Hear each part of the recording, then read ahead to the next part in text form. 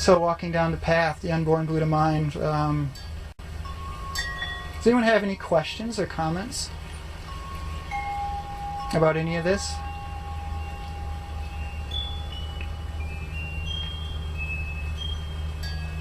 Do you hear the wind chimes? Do you feel the breeze? A little bit of a breeze on your skin?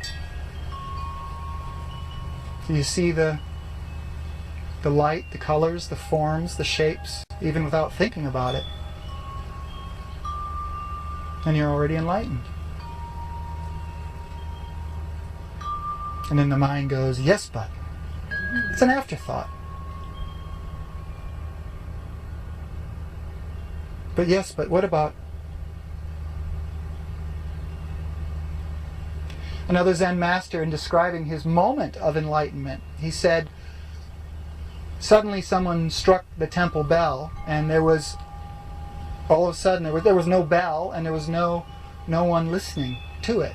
There was just the listening, just the ringing. This is hearing without the hearer, seeing without the seer, walking 10 minutes down the path. You are the Buddha. You are already what this word enlightenment is pointing to. You're already free. And if you're willing to be true to this, to abide in this as this, to just recognize it, to learn to value it. Value the 10 minutes walking down the path, or the hour you're working in the garden, when you really don't have a story. You really aren't upset with your partner or your boss or your mother. I mean, you really don't. There's just what is. And the mind doesn't value this, because to the mind, that 10 minutes walking down the path is nothing. I wasn't present. I want to be more present. And you can practice presence, but really what people are practicing when they meditate or practice presence or awareness is they're practicing the I thought. They're practicing mindfulness. The I am present. I am mindful. And good luck. I mean, it works only because it doesn't work. Because you can only do it so long before the mind just gets so frustrated it just fucking stops. And all of a sudden, before you knew it, you're just there again. You're just here again. It's like when you're working in your garden and there's no thought, there's no story, and until a moment you stop, you look around, and a thought comes in. Damn, this looks beautiful. Look what I did. And damned if it isn't beautiful.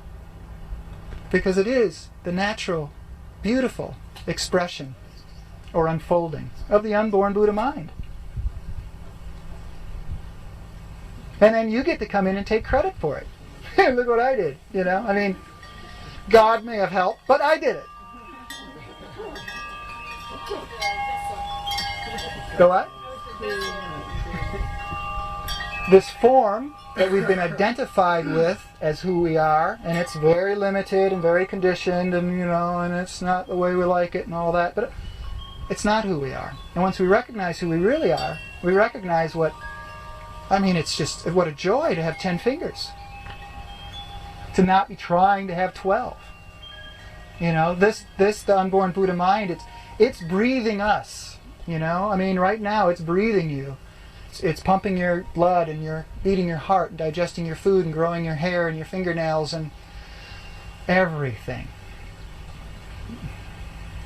Naturally, effortlessly, already. So to trust that, to just allow that to live this life. It is already living this life. It is already what's living this life. And then more and more life just unfolds as it is. Perfect. Doesn't mean changes don't happen. Change does happen. That's all part of life and the unfolding in duality and form. But what's free to be in form, what has literally chosen these lives, these individual lives, and with all of its limitations, its apparent limitations. There's that saying that we aren't really human beings having spiritual experiences. We're actually spiritual beings, or spirit itself having human experience. This is true. I'm doing Nathan now. I'm what's doing Nathan. I'm happy to do Nathan, to be Nathan. I don't have to have a new role or change the role, because it's just a role, like a role in the movie on a movie screen. I know who I am. I'm in the audience eating popcorn, and I'm really enjoying Nathan's sadness when he's sad. Sabrina is a superhero. Absolutely. We are all superheroes. Once we recognize who we really are, then we recognize that even in this apparent form and limitation, we're superheroes. We so transcend this. Not to deny this, not to oppose this or reject this. Who we are, it's just the opposite. The infinite doesn't create the finite universe by opposing or rejecting limitation, but by accepting it, by abandoning itself to form and limitation. Absolutely. What a paradox. Here we are, mistakenly believing that we're a separate individual entity or self, and we're trying to become more like God. And so we push against limitation. We want to run faster and all of that.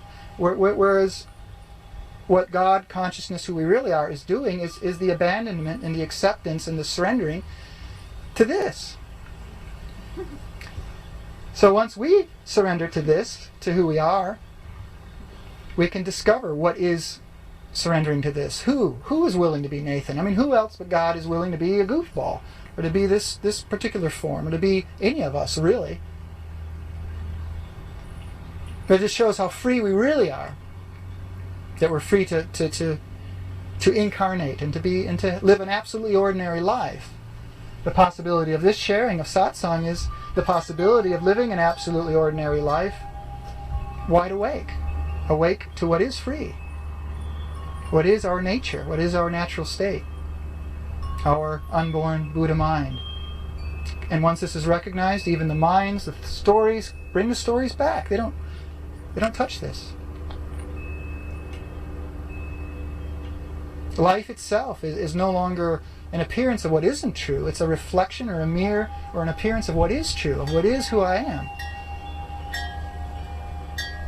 Nothing needs to change first.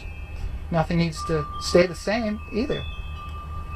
Because move as I may, I can't help but manifest the ancient Tao.